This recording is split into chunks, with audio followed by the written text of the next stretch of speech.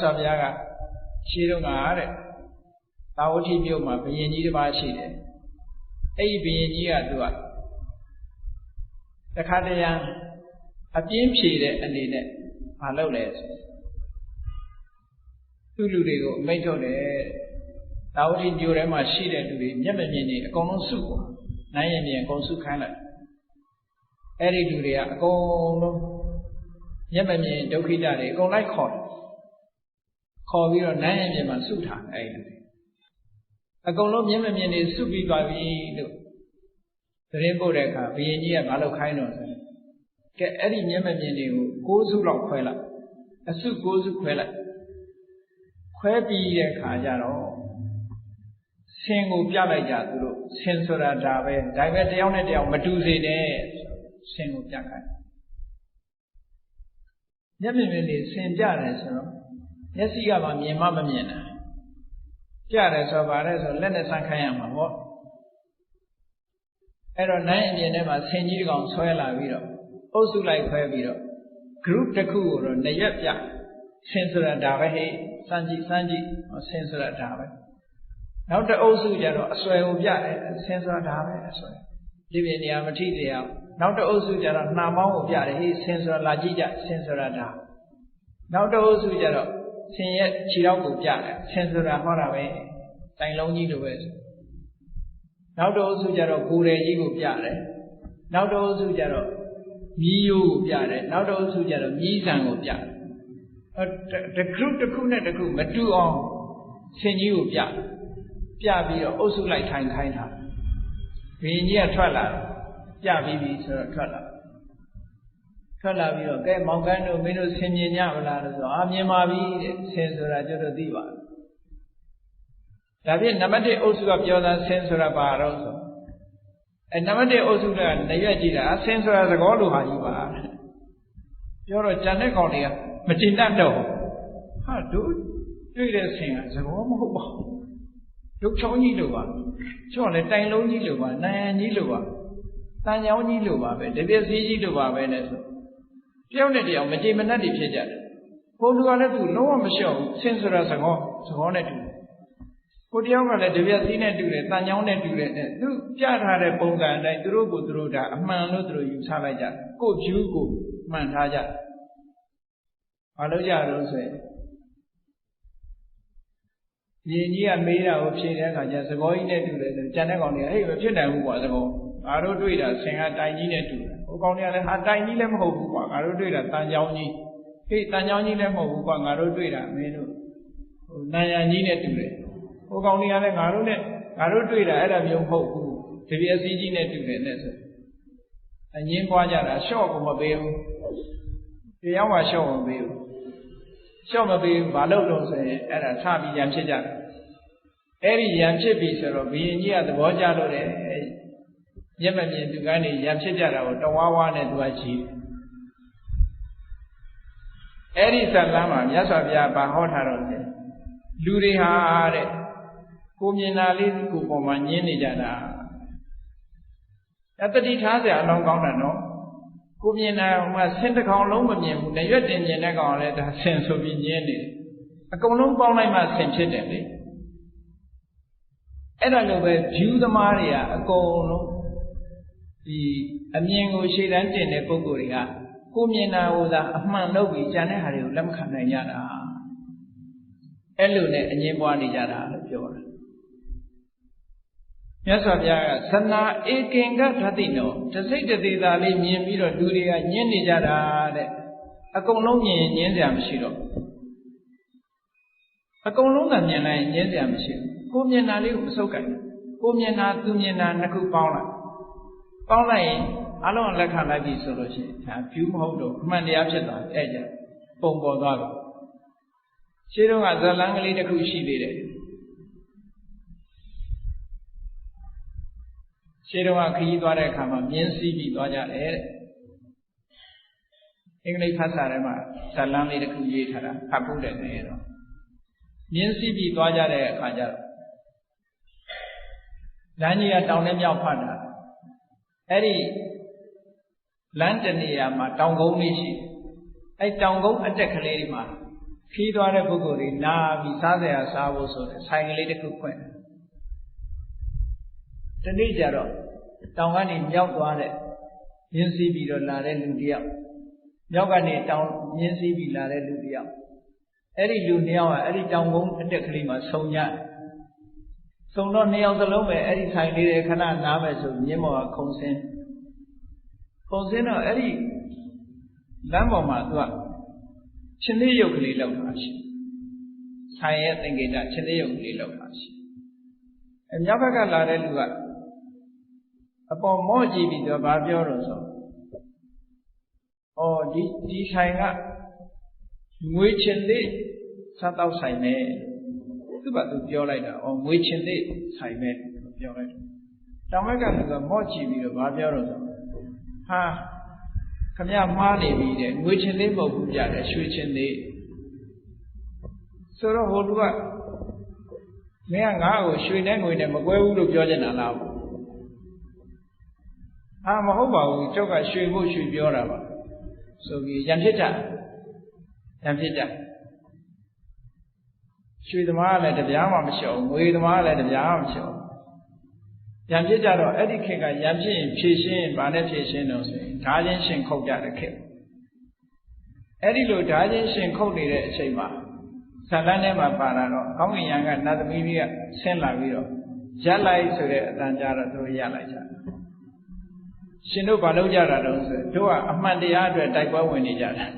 cho rồi anh đi ăn we are fighting for truth anh đi ăn rồi tôi đại quá quên đi đặc biệt xin lỗi anh đi ăn bà rồi ngã suy chân đấy được rồi đi con người chân đấy được nhỉ ngã suy người à đặc biệt là làm sao bố bé cả này cho nó suy mua suy biểu rồi đặc biệt là làm sao này rồi cái gì nào tâm ý cái nhau phải cần là đấy lừa trong bé cũng là cái bà trong bé cần là đấy lừa nhau phải cũng toàn chỉ lại bà mỗi đi rồi chỉ lại để khai ra để phải cái suy để phải cái người lâu cái gì để chán nhận đi này nhận để suy để đây để cũngပြောnó there are two sides in every question ya mà chất tận là đây mà nó phải gì đấy nó phải mà nhìn bên này nó phải theo nhìn bị đuổi ra giảm chết đi raအဲ့ဒါပါတော့ဆိုခုပြောတဲ့ဒိဋ္ဌိဆိုတဲ့ view ရဲ့သဘောပဲမြတ်စွာဘုရားကြတော့အရာခတ်သိမ်းကိုမြင်သည့်အတွက်ကြောင့်ဘယ် view မှလက်မခံတော့ view မဟုတ်တော့ကုံသိတာကုံသိထားတဲ့ပုဂ္ဂိုလ်ကငါအမြင်သူ့အမြင်လို့ခွဲခြားစရာမရှိတော့ဘူးလေအားလုံးကိုခြုံငုံပြီးတော့မြင်တတ်သွားခြုံငုံကြည့်တဲ့ပုဂ္ဂိုလ်တယောက်ဟာမြင်ပွားစရာဘာမှမရှိဘူးဟိုဘက်ကပြောလဲလက်ခံအောင်ခုနကမှရွှေလို့ပြောရင်လည်းဟုတ်တယ်တခြားရွှေလို့ငွေလို့ပြောရင်လက်ခံနှစ်ခုစလုံးလက်ခံနိုင်တဲ့အနေအထားဖြစ်သွား။ဘာလို့ဆိုနှစ်ဖက်စလုံးမြင်ထားတာဟုတ်။အဲ့တော့တစ်ဖက်မြင်တဲ့လူတွေကမြင်တာပဲအမှန်ဟာ။အဲ့ဒီ round view ဆိုတာလဲပြဿနာတွေကိုတက်စီရတဲ့အတွက်ကြောင့်ဒါလည်း mental impurity တစ်ခုပဲ။အဲ့ဒီ mental impurity ကိုလည်းပဲစင်ကြယ်အောင်လုပ်ဖို့လိုတယ်နော်။နောက်တစ်ခုကဘာလို့ဆိုမာနဆိုတာကိုယ့်ရဲ့အရေးချင်းကိုစိတ်ထဲမှာအရေးချင်းပေါ်မှာအထင်ရောက်နေတဲ့သဘောအရေးချင်းပေါ်မှာယုံကြည်နေတဲ့သဘောအရေးချင်းဆိုတဲ့နေရာမှာကောင်းတဲ့အရေးချင်းဖြစ်စေညံ့တဲ့အရေးချင်းဖြစ်စေအရေးချင်း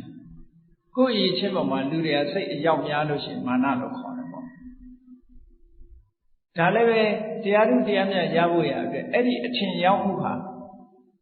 အဟံတာဖြစ်စေနိုင်တယ်ဒါလည်းမှတ်သားစရာတော့ရှင်နုရုဒ္ဓမထေရမြတ်အတွေ့အကြုံတစ်ခုမှတ်ရရှင်နုရုဒ္ဓဟာဒေဝစက္ခုနဲ့စัจ java လာ1000ကိုတထိုင်နဲ့ကြည့်လို့ရတယ်အဲ့ဒါသူ့အရေးချင်းပဲသို့တော့သူအဲ့ဒီအရေးချင်းပေါ်မှာအထင်ရောက်နေပြီကိုဒီအထင်အမြင်နဲ့တရားထုတရားမြတ်ရဖို့ငါမှဘာမှမခက်ဘူးဆိုတဲ့အတွေးဝင်အဲ့ဒီအတွေးဝင်ပြီးတရားထုတ်တာလုံးဝမရတော့ရှင်သာရိပုတ္တရာကိုသွားလျှောက်တော့ရှင်သာရိပုတ္တရာကထောက်ပြတယ်ငါရှင်တဲ့စัจ java လာ1000ကိုစัจ java လာ1000ကိုဒိဗ္ဗစက္ခုနဲ့ငါမြင်နိုင်တယ်လို့ငါရှင်တွေးနေတဲ့အတွေးဟာမာနဖြစ်နေတယ် အဲ့ဒါကိုမတွေးပါနဲ့ပေါ့ဆက်ဒါကိုဖယ်လိုက်ပါဒါဖယ်လိုက်ရင်တရားတို့တရားမြတ်ရပါလိမ့်မယ်အဲ့ဒါဖယ်လိုက်မှတရားရနိုင်ဒါမဟုတ်ဘူးလားဆိုဟုတ်တယ်ဒါကမှန်ကန်တဲ့မာနလို့ခေါ်တယ်တကယ်ရှိတာကိုရှိတဲ့အတိုင်းယူဆတာတောင်မှအန္တရာယ်ဖြစ်သေးတယ်ဆိုတော့မရှိတာကိုအရှိထင်ပြီးတော့လုပ်နေတဲ့မာနဆိုပိုးဆိုးတယ်အဲ့ဒါကြတော့အုံနမလို့ခေါ်တယ်ကျူပင်လေးတွေတွေ့ဘူးကြလိုက်ကျူပင်လေးတွေကလောလောလောလောနဲ့အပေါ်တက်တယ်အထဲကအခေါင်းကြီးကခိုင်မာတာမရှိဘူးနော်အုံနလလို့စာပေမှာသုံးတယ်အချင်းကြီးတက်နေတယ်မာမနဘာမှအရေးချင်းမရှိဘဲနဲ့သူကလည်းထောင်းထောင်းဖြစ်တတ်တယ်အဲ့ဒီမာမနကပိုဆိုးတယ်အဲ့ဒီမာနဟာလည်း mental impurity တစ်ခုပဲစိတ်ရဲ့အညစ်အကြေးတစ်ခုဒါလည်းဖယ်ရှားရမယ်မဖယ်ရှားနိုင်ရင်တရားလူတရားမြတ်ရဖို့ဖြစ်နိုင်ဘူး stress တွေမလျှော့ချနိုင်ဘူးတဲ့နောက်တစ်ခုကဘာတော့ဆိုရင်ဒေါသဆိုတာတော့အလုံးသိကြတဲ့အတိုင်းပဲအကျယ်ပြောစရာမလိုနှလုံးသားကိုပူလောင်စေတတ်တဲ့အရာစိတ်ထဲမှာအလိုမကျတာဒေါသနော်အလိုမကျတာကနေတဖြည်းဖြည်းပေါက်ကွဲလာလို့ရှိရင်ပို့ပြီးတော့စိတ်နှလုံးကိုပူလောင်စေတတ်တဲ့အရာတစ်ခုပဲကြောက်တာလဲဒေါသပဲဒါကို hatred and fear ဒေါသကိုဘာသာပြန် hatred မဟုတ်ဘူးကြောက်တယ်မုန်းတယ်အလိုမကျဖြစ်တယ်ဒါတွေဟာအလုံးဒေါသပဲအဲ့ဒီဒေါသဆိုတာနှောမုန်းနေလို့ရှိရင်လေအမြင်မှန်ကိုရဖို့ဆိုတာခဲရင်တယ်နောက်တစ်ခုကအိတ်တာဆိုတာဘာပြောတာတော့ဆို jealousy လူတူတယောက်ကြီးပွားတိုးတက်နေတယ်ဆိုလို့ရှိရင်ဝမ်းမတန်နိုင်ဘူးဝမ်းမတန်နိုင်တာအကောင်းမပြောနိုင်တာအဲ့ဒါအိတ်တာလို့ခေါ်တယ်အိတ်တာတွေပွားနေအိတ်တာတွေများတဲ့ပုဂ္ဂိုလ်ကမုဒိတာမပွားနိုင်ဘူးမုဒိတာပွားပြီးတော့သူ့ကိုဖြေလျှော့အောင်မုဒိတာထားနိုင်ရမယ်နောက်တစ်ခုကမစ္စရိယဆိုတာကိုယ်သာဆန်းစားခြင်းနဲ့ကိုယ်သာအခွင့်အရေးရခြင်းနဲ့ဆိုတဲ့တကူကောင်းဆန်တဲ့စိတ်မျိုးပါဒါမစ္စရိယလို့ခေါ်တယ်ပေါ့ selfishness ပေါ့ stinginess လို့ဘာသာပြန်တယ်အဲ့ဒီအိတ်တမစ္စရိယနှစ်ခုလုံးဒီဒေါသနဲ့တွဲပြီးတော့ဖြစ်တာလေကြည့်ပဲနောက်ကဒေါသလိုက်လာမစ္စရိယဆိုတာကိုယ့်အကိုသိမ့်ပိုက်ပြီးတော့သူများနဲ့မဆက်ဆံနေတာပေါ့ကိုယ့်ပစ္စည်းကိုကိုသိမ့်ပြီးတော့အများကိုဆက်ဆံဒီပစ္စည်းနဲ့ပတ်သက်လာလို့ရှိရင်အထိမခံတာမစ္စရိယရဲ့သဘောကြောင်ကလေးတွေအစာကျွေးတဲ့အခါတွေ့ဘူးလိမ့်မယ်ကြားတွေအစာကျွေးတဲ့အခါတွေ့ဘူးလိမ့်မယ်အစာပါးစပ်ထဲရောက်သွားရင်မန်ဖီးနေတယ်ဆိုတာဒါဒီဟာအတွက်တိုက်ဖို့လုပ်နေတာသူကကိုရထားတဲ့အခွင့်အရေးကိုလာမလူနဲ့ဆိုတဲ့ပုံစံမျိုးသူတို့ချိန်ချောက်တာနော်အေးစစ်ပစားဘူးကြောင်တို့ကြားတို့ဆိုတဲ့ကောင်တွေအဲ့ဒါမစ္စရိယအလွန်အားကြီးတဲ့သဘောပဲနော်ကလေးပေါက်စာလေးတွေမစ္စရိယမုံပေးပြီးပြန်တောင်းရင်မရဘူးပဲကလေးချုပ်ကလေးတွေဘယ်တော့ပြန်မပေးဘူးနော်မုံပေးတဲ့အခါကျတော့တက်တက်လက်လက်ယူတယ်မင်းငါနည်းနည်းပေးပါဆိုမရတော့ဘူးပဲသိမ့်ပိုက်ထားအဲ့ဒီသဘောလေးတွေကိုပြောတာမစ္စရိယဆိုတာနော်ကုက္ဆဆိုတာကိုလုံးမိတဲ့အမှားတစ်ခုပေါ်မှာနောက်တာဖြစ်တော့မလုံးမိတဲ့ဟာတစ်ခုပေါ်မှာလည်းနောက်တာဖြစ်တယ်အဲ့ဒီစိတ်ပူပန်းနေတဲ့သဘောတရားတစ်ခုကလည်းစိတ်ရဲ့အညစ်အကြေးတစ်ခုပဲနောက်တစ်ခုကတော့ဌိနမိတ်တာစိတ်ရဲ့ကောင်းတဲ့အလုပ်လုပ်ဖို့ရတဲ့စိတ်ဟာ interesting မဖြစ်တော့စိတ်ဆုံးနစ်လာ mental tiredness ဖြစ်လာအဲ့ဒါဌိန physical tiredness ဖြစ်လာလို့ရှိရင်မိတ်တာပထမစိတ်ဓာတ်ကဆောင်းလာတွန့်ဆုတ်လာတယ်နောက်ထပ်ရုပ်ခန္ဓာကိုယ်ကြီးကပါတွန့်ဆုတ်လာရုပ်ခန္ဓာကိုယ်ကြီးကတင်းဆုတ်လာတော့ဘာဖြစ်လာငိုက်လာတာပေါ့စိတ်တွန့်ဆုတ်တာကတစ်ခုရုပ်တွန့်ဆုတ်တာတစ်ခုအဲ့ဒီနှစ်ခုပေါင်းတာကိုဌိနမိတ်တာလို့ခေါ်ဒါလည်းပဲတိုးတက်မှုရဲ့အဟန္တာတစ်ခုဖြစ်တယ် mental impurity ပဲစိတ်မှာဖြစ်တာနောက်တစ်ခုကဝိသိကိစ္စတဲ့နောက်ဆုံးပါတရားဓမ္မနဲ့ပတ်သက်လာလို့ရှိရင်တန်တရားဖြစ်နေတာဆိုတာမဆုံးဖြတ်နိုင်တဲ့သဘောကိုလန်းလိုက်ရမလားဒီလန်းလိုက်ရမလားလမ်းခွမှာတွေ့ဝေးနေတဲ့သဘောခုနကမောဟဆိုတာကသူက မလုံးတဲ့နာနဲ့လုံးတဲ့နာအမှန်မသိသည့်အတွက်ကြောင့်မလုံးတဲ့နာကိုလုံးတဲ့နာလို့ထင်သွားပြီးလုံးတဲ့နာကိုမလုံးတဲ့ဘူးလို့ထင်သွားတယ်သူကသိဝိသိကိစ္စကြတာအဲ့လိုမဟုတ်တွေ့ဝေနေတွေ့ဝေနေသည့်အတွက်ကြောင့်လုပ်ငန်းအောင်မြင်မှုမဖြစ်နိုင်ဒါလည်းပဲ mental impurity တစ်ခုပဲတဲ့အဲ့ဒီ mental impurity စိတ်ရဲ့အညစ်အကြေးတွေကိုအခုလို့သိအောင်လေ့လာပြီးတော့တို့ရဲ့တဏ္ဍာမှာဟောဒီအညစ်အကြေးတွေရှိနေတယ်ဗျစိတ်ရဲ့ဖြစ်စည်းမှုဓာတ်တွေကိုမလျှော့ချနိုင်ဘူးဒါတွေကိုတတ်နိုင်တယ်ဗျ reduce လုပ်မှတို့ရဲ့စိတ်ဖြစ်စည်းမှုဓာတ်တွေကိုလျှော့ချနိုင်အဲ့ဒီနည်းတွေကိုမြတ်စွာဘုရားကဟောထားတယ်အဲ့ဒီနည်းတွေရဖို့ရအတွက်ဘာလုပ်ရမလဲကဲလှုပ်တဲ့တာဘာလုပ်ရမလဲလို့ဆိုစင်ကြယ်မှုအဆင့်ဆင့်ကြိုးစားအထောက်အောင်တန့်စင်ရေးလုပ်ရမယ် mental impurity တွေတန့်စင်ရေးကတစ်ခါတည်းနဲ့လုပ်လို့မရဘူးအမတန်မှဆိုပါစို့ညစ်ပေပြီးတော့ဆွဲနေတဲ့အညစ်အကြေးတစ်ခုဟာတစ်ခါတည်းနဲ့ရှောင်လို့မရဘူးခါတည်းနဲ့ရှောင်လို့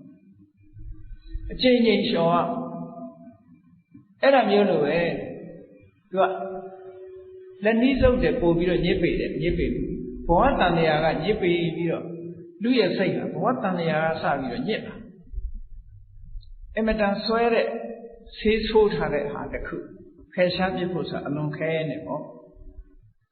စိတ်ထဲမှာဆွဲပြီးတော့အယောင်ဆိုးထားတာတွေကိုဖယ်ရှားပြဖို့အလွန်ခဲတယ်အဲ့ဒီအယောင်ဆိုးထားတာတွေအကုန်လုံးပျောက်သွားအောင်နံပါတ်1ဘာလုပ်ရမလဲဆိုတော့ရသော်ဘုရားကစင်ကြယ်မှု9မျိုးကိုဟောထားတာရှိတယ်တဲ့နော်အဲ့ဒါကသူကလိုက်နာပြီးတော့တစ်ဆင့်ပြီးတစ်ဆင့်တစ်ဆင့်ပြီးတစ်ဆင့်လောက်သွားဖို့လိုတယ်ပေါ့စင်ကြယ်မှု9မျိုးဆိုတာနံပါတ်1စလောက်ရမှာဘာလို့ဆိုရင်သီလဝိသုဒ္ဓိကိုချင်းတရားကိုအရင်စင်ကြယ်အောင်လုပ်ပါဒါနံပါတ်1နော်ကိုချင်းသီလကိုစင်ဒါဖြင့်ကိုချင်းသီလဆိုတာလူတွေမှာပါတော့ဆိုရင်ကိုယ့်ကိုယ်စဉ်းစားကြည့်ပါဏာတိပါဒလုံးဝရှောင်သလားအဒိဏဒါနကာမေတုမိစ္ဆာစာရမုတ္တဝါဒသူရမေရိယဆိုတဲ့ဒီကိုချင်းတရားနဲ့ပတ်သက်လာရင်လုံးဝဖြစ်စဉ်မှုရှိရလုံးဝဖြစ်စဉ်နဲ့ဆိုတာပါဏာတိပါဒနဲ့ပတ်သက်လာလို့ရှိရင်တော့ဝစိတ်ကလေးတွေကစပြီးတော့တတ်ချင်တဲ့စိတ်ရှိနေသေးသလားချင်းလေးတွေလာရင်ဖတ်ခနဲ့ပုတ်သေးသလားပါဏာတိပါဒနဲ့ပတ်သက်ရင်ရှောင်ကျင်တဲ့အခါမှာဘယ်လောက်ထိအတိုင်းအတာအထိရှောင်ကျင်တယ်လဲဆိုလို့ရှိရင်မြတ်စွာဘုရားဟောထားတဲ့တရားထဲမှာအတော်ကိုအတိတ်ပဲရှိတယ်နော်တချို့ကပါဏာတိပါဒဝေရမဏိသိက္ခာပဒမတွေ့သေးရင်ရှောင်နေတယ်တွေ့ရင်တော့မခံနိုင်ဘူးနော်ချင်းမကြိုက်သေးရင်ချင်းမတတ်သေးဘူးတွေ့ရင်တော့အဲ့ဒါပတ်ခနဲ့ပုတ်မိလိုက်တယ်ပေါ့ဆိုတော့အဲ့ဒါရှောင်နေမခေါ်သေးဘူးတော့ပါဏာတိပါဒကရှောင်ပြီလို့ဆိုတဲ့အချိန်မှာဘယ်လောက်ထိရှောင်တယ်လဲလို့ဆိုရင်သူများအသက်ဆိုရင်ကောင်းသေးသေးလေးကစားပြီးမတတ်ဘူးရှောင်တယ်ရှောင်တဲ့နောက်မှာဘာလို့လို့ဆိုရင်ဒီကောင်လေးတွေကိုသေစေနိုင်တဲ့လက်နဲ့တို့ဘာတို့ကစပြီးတော့မထားဘူးကိုအဲ့ဒါတွေကစပြီးမထားဘူးမထားယုံနေမဟုတ်ဘူးဒီအလုပ်လုပ်ရမှရှက်တယ်ယွံမုန်းတယ်အားလုံးတ attva တွေပေါ်မှာမေတ္တာထားတယ်တနာကျင်နာမှုတွေမွေးတယ်အဲ့ဒီကြမှာပြည့်စုံအဲ့ကြမှာပြည့်စုံအဲ့ဒါလို့မဟုတ်သေးပဲနဲ့ကိုကိုကာကွယ်ဖို့ဆိုတာရည်ရွယ်ချက်ကလေးနဲ့ထားနေတယ်ပါဏာတိပါဒမလုံသေးဘူးလို့ပြောနော်တချို့လူတွေကသူများတော့မတတ်ဘူးဒါပေမဲ့ကိုလာလို့ရင်တော့ကာကွယ်ရမယ်ဆိုပြီးတော့လက်နဲ့တို့ဘာလို့လိုင်းစင်နဲ့ကိုင်းတာရှိသေးတယ်လေအဲ့ဒီအတွေးကိုမရှိတော့ဘူးကွာအဲ့ဒီအတွေးကိုမရှိသူများတက်တတ်ဖို့ဆိုတာလုံးဝမရှိတော့နောက်ဆုံးမှာကိုယ်တက်ပဲအသိခံခြင်းခံမယ်သူများတက်မတတ်ဘူးဆိုတာသောတာပန်ရဲ့အတွေ့အဲ့ဒါသောတာပန်ဖြစ်သွားပြီဆိုလို့ရှိရင်သူများတက်တတ်ခိုင်းလည်းမတတ်ဘူးသူကအတွေ့ရမတူတော့ဘူးပြောင်းသွားတယ်တချို့လူတွေကတော့ကိုယ့်ကိုယ်ကာကွယ်မဲ့ဆွဲပုံစံရှိတယ်သောတာပန်မှာတော့အဲ့ဒီဟာမကာကွယ်တော့အသက်ကိုမကာကွယ်ဘူးသီလကိုကာကွယ်တယ်သောတာပန်တာမန်ပုဂ္ဂိုလ်ကျတော့သီလကိုလဲကျစ်လိုက်တယ်နောင်မနောင်စေးပဲနော်ကုပုဆောင်ရင်ကနေဓမ္မစာရင်ဘိုင်းနာလို့အစာရင်ယောဂဖြစ်မှကြောက်လို့ဆိုတခုစားလိုက်တာသီလနဲ့အမုန်းနဲ့လဲလိုက်တာပဲအဲ့ဒါသီလကိုဥစ္စာမပေးဘူးခန္ဓာကိုယ်ကြီးကိုဥစ္စာပေးတယ်ပေါ့ဟုတ်တယ်မလားသ တီလာကိုဥစားပေးရမယ့်အစာခန္ဓာကိုယ်ဥစားပေးလိုက်တယ်ပေါ့ဒါဥစားပေးတာချင်းမတူဘူးဖြစ်အဲ့ဒါလိုပဲကိုယ်အသက်နဲ့တီလာဘယ်သူဥစားပေးမလို့ဆိုရင်အသက်ကိုဥစားပေးလိုက်တယ်တီလာကိုဥစားမပေးဘူးတီလာနောက်မှဆောက်တည်မယ်နော်အရင်တတ်လိုက်အောင်မယ်ဆိုပြဿနာအရင်ဖြေလိုက်အောင်မယ်ဆိုရင်အဲ့ဒါဆိုလို့ရှိရင်တီလာနဲ့တန်ဖိုးထားတာချင်းမတူဘူးဆိုတဲ့အဓိပ္ပာယ်မရောက်ဘူးလားဟောတီလာတဲ့အသက်ကိုတန်ဖိုးထားတယ်ဆိုတဲ့အဓိပ္ပာယ်ရောက်သောတာပန်ပုဂ္ဂိုလ်ကျတော့အသက်ကိုတန်ဖိုးမထားဘူးအသက်ဆိုတာတစ်နေ့သေမှာပဲငါတီလာကိုတန်ဖိုးထားတယ်ဟောဒါဟုတ်သူတော်ကောင်းတွေရဲ့အတွေ့သူတော်ကောင်းတွေရဲ့စိတ်တွေသဘောထားဆိုတဲ့မယ်သူကသူတော်ကောင်းတွေဆိုတာတဲ့သူတော်ကောင်းတွေအတွေ့ကဘာလို့ဆိုရင်အသက်နဲ့ဥစ္စာဒီနှစ်ခုစွန့်ဖို့ကြုံလာလို့ရှိရင်ဥစ္စာကိုဆွန့်လိုက်အသက်ကိုတော့မသေးစေနဲ့တခါအသက်နဲ့လူရဲ့ခန္ဓာကိုယ်အစိတ်ပိုင်းစွန့်ဖို့ကြုံလာလို့ရှိရင်အသက်ကိုမသေးစေနဲ့လူရဲ့ခန္ဓာကိုယ်ဥမာခြေလက်ပြတ်ခြင်းပြတ်ပါစေအသက်မသေးစေဟောဒါဆွန့်နောက်တစ်ခုကအသက်နဲ့တရားနှစ်ခုရှင်းလာပြီဆိုရင်အသက်သေးပါစေတရားကိုမဆွန့်ဘူးတဲ့ဒါသူတော်ကောင်းနေတယ်အတွေ့တာမန်ပုဂ္ဂိုလ်တွေကတော့အဲ့လိုမဟုတ်ဘူးအသက်ပဲတန်ဖိုးထားမယ်ကျန်တာတွေတခုမှတန်ဖိုးထားနိုင်တန်ဖိုးထားတာချင်းမတူဘူးဆိုတဲ့အဓိပ္ပာယ်ကိုပြောပြနော်တီလဝိတ္တုဒ္ဓိဆိုတဲ့နေရာမှာတီလကိုတန်ဖိုးထားတတ်လာပြီအသက်တည်းများချစ်ခင်တတ်လာပြီလောကမှာရှိတဲ့တန်ဖိုးတွေအလုံးမှာတီလကိုထိတ်တန်းထားပြီဆိုရင်ဒါသောတာပန်ရဲ့အတွေးဖြစ်လာအဲ့ဒီအဆင့်မျိုးထိရောက်လာပြီဆိုရင်ဒါတီလဝိတ္တုဒ္ဓိမှာအထွတ်ထိပ်ရောက်လာပြီပေါ့ဒီစင်ကြယ်မှုကြောင့်အကုသိုလ်မဖြစ်တော့ဘူးဒါဖြင့်သီလဝိတ္တုဒ္ဓိဆိုတာဘာအတွက်တုံးလို့မေးလို့ရှိရင်သီလစင်ကြယ်သည့်အတွက်ကြောင့်သမာဓိရဖို့မခက်တော့ဘူးအဲ့ပေါ့ဘာဖြစ်လို့သမာဓိရဖို့မခက်တယ်လဲလို့ဆိုလို့ရှိရင်ကိုချင်းတရားကောင်းနေတဲ့ပုဂ္ဂိုလ်တယောက်ရဲ့စိတ်နှလုံးဟာအမြဲတမ်းအေးချမ်းပူပန်စရာသူ့လက်ကြည့်ဘယ်တော့မှမရှိကိုချင်းတရားမကောင်းဘူးစိတ်တစိတ်မဟုတ်တာလုပ်တယ်တို့ဘာလို့ရှိနေလို့ရှိရင်သူများမသိရင်လည်းကိုယ့်ကိုယ်သိတယ်လောကလူတွေကသူများမသိအောင်ဖုံးကွယ်လို့ရတယ်ကိုယ်မသိအောင်ဖုံးကွယ်လို့မရဘူးနော်ကိုယ်မသိအောင်ဖုံးကွယ်လို့မရသူများတော့မသိအောင်လုပ်လို့ရတာပဲကိုယ်မသိအောင်လုပ်လို့မရတဲ့အတွက်ကြောင့်ကိုယ်သိနေသည့်အတွက်ကြောင့်တရားဓမ္မကျင့်ပြီဆိုတဲ့အခါကိုယ်မကောင်းတာကိုယ်သိသည့်အတွက်ကြောင့်စိတ်ရဲ့ပူဆာမှုတွေကအဲ့ချိန်မှာပေါ်လာဘာနဲ့တူလို့ဆိုရင်အရိပ်ကြီးတွေထိုးလာတယ်လို့ပဲနော်အရိပ်မဲကြီးတွေအတိတ်ကမဟုတ်တဲ့ပုံရိပ်တွေကိုစိတ်ထဲနှလုံးထဲမှာဝင်ရောက်ပြီးတော့နှောက်ယှက်တယ်တရားထုတ်ပြီဆိုရင်အဲ့ဒါတွေကဝင်ထိုးလာသီလစင်ကြယ်ပြီဆိုရင်အဲ့ဒါမျိုးတွေမလာတော့ဒါကြောင့်မို့လို့သီလံအဝိပတိတာရယကိုချင်းတရားသည်စိတ်နှလုံးကြည်သာဖို့အတွက်ဖြစ်တယ်စိတ်နှလုံးကြည်နူးနေလို့ရှိရင်ဘာဖြစ်လဲပါမောဇဝမ်းမြောက်မှုဖြစ်တယ်ဝမ်းမြောက်မှုဖြစ်ရင်ဘာဖြစ်လဲပီတိနှစ်သိမ့်မှုဖြစ်တယ်ပီတိဖြစ်ရင်ဘာဖြစ်လဲပတ္တတိကိုယ်ရောစိတ်ပါငြိမ်းချမ်းတယ်ငြိမ်းချမ်းရင်ဘာဖြစ်လဲဒုက္ခ comfortable ဖြစ်တယ်ချမ်းသာတယ်ချမ်းသာရင်ဘာဖြစ်လဲသမာဓိစိတ်တည်ငြိမ်တယ်စိတ်တည်ငြိမ်ရင်ဘာရတော့ယထာဘူတဉာဏတဒနာစိတ်ငြိမ်သည့်အတွက်ကြောင့်ဘယ်အာယုပဲဥလဲလိုက်အမှန်ကိုသိသွားတယ်ဒါကရှောင်လွဲလို့မရတဲ့ဖြစ်စဉ်ကြီးတစ်ခုပဲအဲ့တော့သီလမပြည့်စုံဘူးဆိုရင်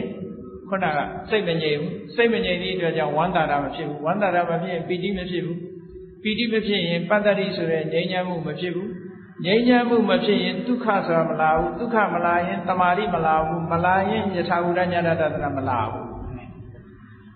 တစ်ခုလာမှတစ်ခုလာပေါ့ဒါကြောင့်မို့လို့နံပါတ်1စင်ကြယ်ရမှာကိုချင်းတရားသီလဝိတ္တုဒ္ဓိသီလစင်ကြယ်ပြီးရင်စိတ်တဝိတ္တုဒ္ဓိစိတ်စင်ကြယ်စိတ်စင်ကြယ်တယ်ဆိုတာတမာတိတွေရတာကိုပြောတယ်တမာတိတရားကိုပြောတယ်အဲ့ဒီနှစ်ခုရလာပြီဆိုတဲ့အချိန်မှာဘာစင်ကြယ်ဖို့လိုတော့ဆိုဒိဋ္ဌိဝိတ္တုဒ္ဓိ view တွေစင်ကြယ်ဖို့လိုတယ်အတွင်းမြင်တွေမှားနေအဟံသားကြီးဖြစ်နေတယ်ဒါမို့အတွေးမြင်မှန်ရမယ်ဝိပဿနာကျင့်စဉ်ကိုကျင့်တော့မယ်ဆိုလို့ရှိရင်ဒိဋ္ဌိဝိတ္တုဒ္ဓိဟာအမှန်တမ်းအရေးကြီးတယ်ဒိဋ္ဌိဝိတ္တုဒ္ဓိဆိုတာဘာလို့ဆိုယောက်ျားမိန်းမသူငါဆိုတဲ့ဟာတွေမရှိဘူးယုံနဲ့နာနှစ်မျိုးတည်းပဲရှိတယ် Tattva lo khosaya sura mashivu, tattva sura dago swabyubi khora, tege sijilai tattva sura mashivu, yonena namyo vashirata, di amyamyori myela, lijimbeya. Tattva tenya lo khore, tattva sura attenmye ayusa idiku pyaudo ang loa me. Eri pyaudo yin dehi vidodi phitten pyo, no? Dehi vidodi phitla. Dehi vidodi phitpho ga ba do so, analytical knowledge of mind and matter. ရုပ်နဲ့နာနဲ့သဘာဝတရားတွေကိုသိရဒါလွဲလို့ဘာမှမရှိဘူးဒီနှစ်ခုပေါင်းစပ်ထားတဲ့အတွက်ကြောင့်လူရဲ့နတ်ရဲ့ယောက်ျားရဲ့မိန်းမရဲ့ဒီလိုခေါ်နေတာဒီတရံကြီးတစ်ခုလုံးပျောက်သွားအောင်ဆင်ញင်နိုင်ဖို့အသိဉာဏ်ရအောင်လေ့ကျင့်ရမယ်တဲ့ဒါကနာမရူပပြိစ္ဆေကဉာဏ်နာမရူပပြိစ္ဆေကဉာဏ်ရရင်ဒိဋ္ဌိဝိတ္တုစင်ကြယ်သွားပြီအဲ့ဒီစင်ကြယ်မှုပြီးတဲ့အခါမလုပ်ရမလို့ကင်္ခာဝိတရဏဝိတ္တုကင်္ခာဆိုတာယုံမှမှုဝိတရဏကြော်လွှား overcoming doubt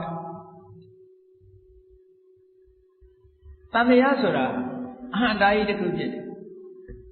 အကြောင်းတရားအမှန်ကိုမသိရင်တန်တရားရှိနေဦးမှာပဲအဲ့ဒီတန်တရားဆိုတဲ့ဒီယုံမှတွေးတောနေတဲ့အရာတစ်ခုကကိုယ်တိုင်မြင်ရလို့ရှိရင်ကြောက်သွားဥပမာဆိုတော့ညအခါမှာကြောက်တတ်တဲ့လူတယောက်ဟာခြုံပုတ်ကြီးမြင်တာနဲ့ပဲတရေကြီးထိုင်နေသလားလို့စိတ်ကထင်သွားပြီးတော့ဓမီနဲ့ထိုးကြည့်ခြုံပုတ်ကြီးမှန်းသိရင်မပြောက်တော့ဘူးနော်တန်တရားဆိုတာအမှန်တရားဆိုတာခုနအမှန်သိသွားပြီဆိုတာနဲ့တပြိုင်နက်တန်တရားမရှိသည့်အတွက်ကြောင့်ရှင်းသွားတယ်အဲ့ဒီသဘောမျိုးပဲ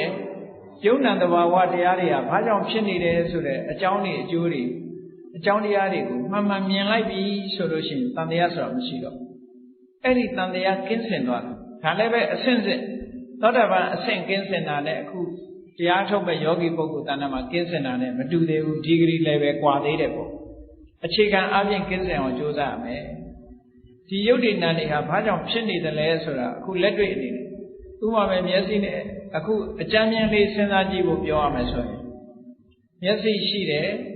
မြင်စရာအာယုံရှိတယ်မျက်စိနဲ့မြင်စရာအာယုံဆုံလိုက်တဲ့အခါမှာမြင်သိတယ်ဆိုတဲ့စိတ်ကလေးပေါ်လာဒါပေမဲ့မြင်သိတယ်ဆိုတဲ့စိတ်ကလေးရဲ့အကြောင်းတရားကဘာလို့ဆိုမျက်စိနဲ့အာယုံဆုံစည်းမှုပါဒါအကြောင်းတရားပဲအဲ့ဒါဒီတရားအကြောင်းတရားရဲ့နောက်ွယ်ဘယ်သူရှိသေးတယ်ဘယ်သူမှမရှိဒါအကြောင်းပဲဆိုတော့ဘောပေါက်သွားအဲ့တော့သာဝရဘုရားကဖန်ဆင်းလို့ဖြစ်တာတို့အကြောင်းပဲဖြစ်တာဆိုတာတွေလက်မခံတော့ဘူးဘာလို့လဲဆိုအကြောင်းကိုကိုယ်တိုင်တွေ့သွားပြီလေဒါကြောင့်ဖြစ်နေတာဆိုတာကိုယ်တိုင်တွေ့သွားပြီကိုယ်တိုင်တွေ့သွားသည့်အတွက်ကြောင့်သူကပစ္စယပရိက္ခဉာဏ်အကြောင်းကိုသိတဲ့ဉာဏ်ရသွားပြီအကြောင်းကိုသိတဲ့ဉာဏ်ရသွားသည့်အတွက်ကြောင့်ကင်္ခာဝိတရဏဝိတ္တုတဲ့တန်တရားကင်းစင်သွားတဲ့အမြင်တစ်ခုရသွားပြီဒါကဝိပဿနာလုပ်ငန်းလုပ်တော့မယ်ဆိုလို့ရှိရင်အခြေခံအနေနဲ့ဒါရှိရမယ်ရှိပြီဆိုရင်ဆက်ပြီးတော့ဝိပဿနာကျင့်စဉ်ကျင့်လိုက်တဲ့အခါကျတော့ဘာတွေ့တတ်တော့ဆိုပါစို့အာနာပါနကျင့်တယ်ဆိုတော့ထွက်လေဝင်လေလေးကိုဝိပဿနာကျင့်စဉ်ကျင့်တော့မယ်ဆိုလို့ရှိရင်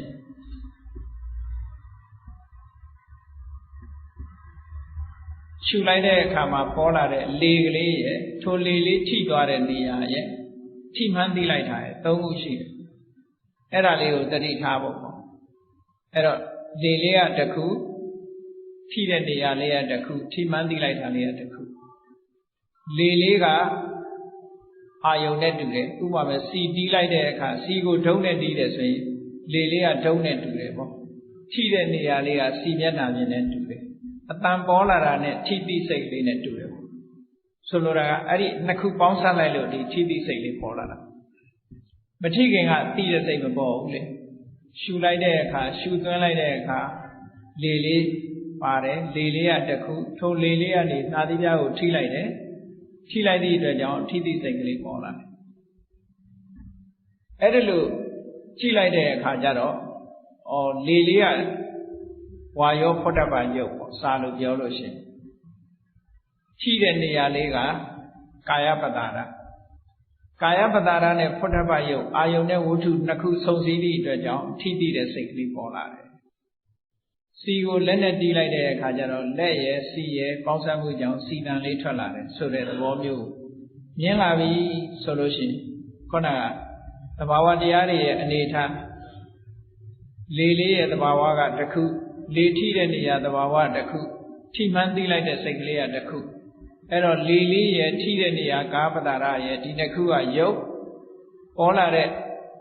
ဒီအသိစိတ်လေးကနားလို့ဒီလိုကြည့်လိုက်လို့ရှိရင်ယုတ်နဲ့နာနဲ့နှစ်ခုကွဲသွားအဲ့ဒီယုတ်နဲ့နာနဲ့နှစ်ခုကွဲရကနေပြီးတော့ဆက်ပြီးတော့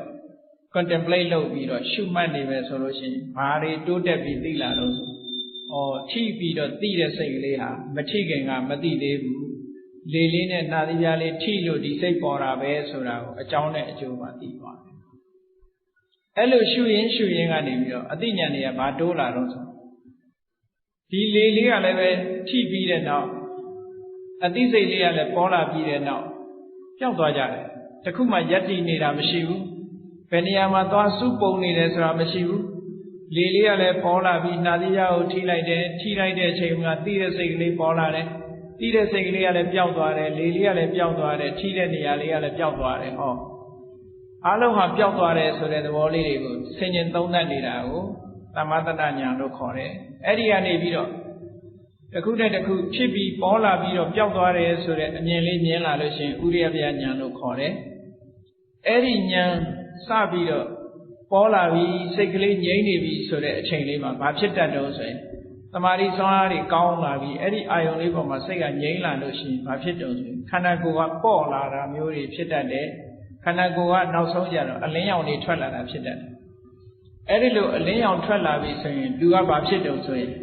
ဟာဒီအလင်းရောင်ထွက်လာတာငါနိဗ္ဗာန်ရပြီမဲ့ဖို့ရပြီသောတာပန်ဖြစ်ပြီတဂရဂံဖြစ်ပြီလို့ဒီအလင်းရောင်ပေါ်မှာသွားပြီးတော့စိတ်ဝင်စားသွားတတ်တယ်အဲ့ဒီဝင်စားသွားတာဟာဝိပဿနာလမ်းကြောင်းလွဲသွားတယ်လို့ခေါ်တယ်အဲ့ဒီလမ်းကြောင်းကနေပြီးတော့ဒီအလင်းရောင်ပေါ်လာတာဟာဒါစိတ်ဆွမ်းအားကြောင့်ပေါ်လာတာဒါလမ်းစဉ်မဟုတ်ဘူးငါရှုမှတ်ရမှာခုနသင်္ခါရတရားပဲလေလေးနဲ့ထိတဲ့နေရာအာယုပြုတဲ့ဒါကိုပဲပြန်ရှုမှတ်ရမယ်လို့သိလာလမ်းကြောင်းအမှန်ကအဲ့ဒီပဲလို့သိပြီးတော့ပြန်ပြီးတော့ရှုမှတ်မှလမ်းကြောင်းပြန်တဲ့မယ်အဲ့ဒီလိုလမ်းကြောင်းဟုတ်တယ်မဟုတ်ဘူးကွဲပြားပြီးတော့သိတာကိုမေဃဉာ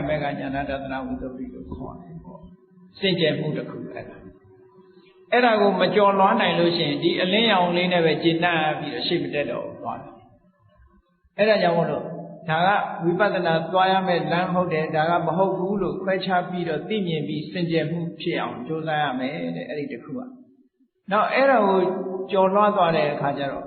ဝိပဿနာဉာဏ်အစဉ်စဉ်တက်တဲ့အခါဘာတွေဖြစ်လာတော့ဆိုဝိပဿနာလမ်းကြောင်းပေါ်ကိုရောက်သွားပြီးတော့စင်ကြယ်မှုကြတော့ပฏิပဒါဉာဏတသနာဝိသုဒ္ဓိလို့ခေါ်တယ်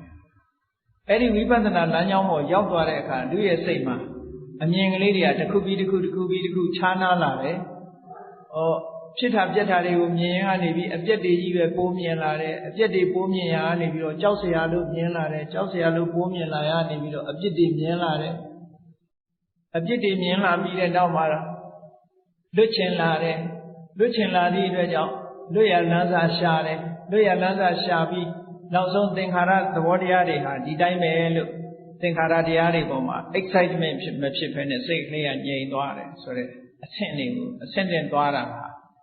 စာလို့ပြောရင်တော့သင်္ခါရုပ္ပခဉာဏ်အဆင့်ရောက်သွားတယ်အဲ့ဒီရောက်သွားပြီဆိုလို့ရှိရင်ပฏิပဒါဉာဏတသနာဝိသုဒ္ဓိလို့ခေါ်တယ်အကျင့်နဲ့ပတ်သက်ပြီးတော့လမ်းကြောင်းပေါ်မှာမှန်ပြီးတော့စင်ကြယ်နေပြီလို့ပြောတယ်အဲ့ဒီကနေပြီးတော့မှသင်္ခါရုပ္ပခဉာဏ်ရင့်တန်လာတဲ့အခါကျလို့ရှိရင်သင်္ခါရအာယုန်တွေရှုမှတ်လာရနေဖြစ်ပြီးပြတ်နေတဲ့သင်္ခါရသဘောတရားတွေတွေးရနေနောက်ဆုံးမှဖြစ်ပြမှုတွေဆုံးသွားတယ်သင်္ခါရအာယုန်တွေဆုံးပြီးတော့သင်္ခါရမရှိတဲ့နိဗ္ဗာန်အာယုန်ကိုရောက်သွားပြီဆိုရင်ဉာဏတသနာဝိသုဒ္ဓိလို့ခေါ်တယ်အဲ့ဒီအဆင့်ရောက်ပြီဆိုတဲ့အခါကျတော့ခုနပြောတဲ့စိတ်ဖိစီးမှုတွေသက်သာလာနော်သောတာပန်ဖြစ်သွားပြီစင်ကြယ်မှုတတ်သရုပ်ပင်စမသတ္ထတတ္တမစင်ကြယ်မှုကိုရပြီလို့ဆိုလိုက်တာနဲ့သောတာပန်အဆင့်ရောက်သွားရင်ခုနကမှားယွင်းတဲ့အယူအဆနဲ့တန်တရားဆိုတာမရှိတော့ဘူးအမြင်မှန်သွားပြီတန်တရားကင်းသွားပြီအဲ့ဒီကနေတစ်ဆင့်တက်လိုက်တဲ့အခါကျတော့လောဘဒေါသတွေနည်းပါးသွားပြီနောက်တစ်ဆင့်တက်လိုက်တဲ့အခါကျတော့ကာမဂုဏ်အာယုန်နဲ့ပတ်သက်တဲ့တဏှာရာဂတွေဒေါသတွေလုံးဝပျောက်သွားတယ်အဲ့ဒီကနေတစ်ဆင့်တက်လိုက်တဲ့အခါကျတော့ mental impurity ဆိုတာတွေမှန်သမျှအားလုံးဖယ်ရှားပြလိုက်ပြီးလုံးဝစင်ကြယ်တဲ့အဆင့်ကိုရောက်သွားတယ်ဒါကိုဘုရားရဲ့တရားတော်မှာယဟန္တာလို့ပြောတာပါနော် အဲ့ဒီစင်ကြယ်မှုတွေကိုအစဉ်စဉ်လေ့ကျင့်သွားခြင်းဖြင့်ဒီစိတ်ဖြစ်စီမှုကိုလျှော့ချနိုင်တယ်ဆိုတဲ့ဘုရားမြတ်စွာရဲ့တရားတကယ်တော့လည်းဝိပဿနာကျင့်စဉ်မှာပဲတဲ့နော်ဝိပဿနာကျင့်စဉ်တိုင်းကျင့်မယ်ဆိုလို့ရှိရင်စင်ကြယ်မှုအစဉ်စဉ်ဖြင့်ဒီစိတ်ဖြစ်စီမှုကိုလျှော့ချတဲ့ဤစနစ်ဟာဘုရားရဲ့တရားတော်မှာရှိသည့်အတွက်ကြောင့်တို့တွေဒီလမ်းကြောင်းကြီးကိုသိထားတဲ့အခါမှာဒီလမ်းကြောင်းကြီးကိုလှုပ်ဖို့မမေ့ကြဘူးနဲ့တတိထားပြီးတော့ဒီစီးပွားရေးလုပ်နေဒီဟာတွေတို့မလုပ်နိုင်ဘူးလို့ဒီလိုမအောင်မေ့နဲ့ဘုရားမြတ်စွာလက်ထက်တော်ခါကာလတော့ကတရားနာရင်အိမ်မှာနေထိုင်ရင်းကနေပြီးတော့သောတာပန်ဖြစ်တဲ့ပုဂ္ဂိုလ်တွေတရားဂံဖြစ်တဲ့ပုဂ္ဂိုလ်တွေနာဂံဖြစ်တဲ့ပုဂ္ဂိုလ်တွေအများကြီးရှိတယ်ပေါ့နော်အဲ့ဒါတွေကိုအားကြပြီးတော့တို့တွေလည်းတရားထုတရားမြတ်တွေကိုလေ့ကျင့်မယ်ဆိုရင်လေ့ကျင့်တော့တို့အတိုင်းအတာနဲ့ရမှာပဲလို့စိတ်ထဲမှာယုံကြည်စိတ်နဲ့စိတ်ဝင်စားမှုဒီနှစ်ခုပေါင်းစပ်ပြီးတော့ကိုယ့်ရဲ့စင်ကြယ်မှုတွေကိုလေ့ကျင့်ရယူခြင်းဖြင့်စိတ်ရဲ့ဖြစ်စီမှုတန်တွေကနေအာလုံးလွတ်မြောက်ပြီးနိဗ္ဗာန်ချမ်းသာကိုကိုယ်စီကိုယ်မှမျက်မှောက်ပြုနိုင်ကြပါစေ